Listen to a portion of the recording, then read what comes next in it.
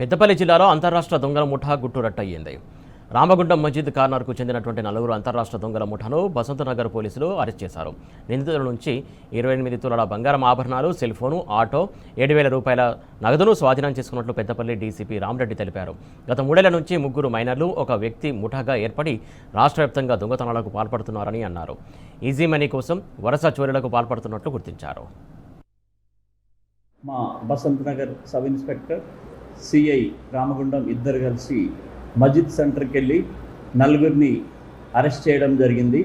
వాళ్ళ ఇంట్రాగేషన్లో మేజర్ ఒక కేసులో, మైనర్ 1 10 కేసులలో, మైనర్ 2 3, మైనర్ 3 2 కేసులలో వీళ్ళు ఫస్ట్ వీళ్ళ ప్రస్థానం స్టార్ట్ అయింది వైజాగ్లో.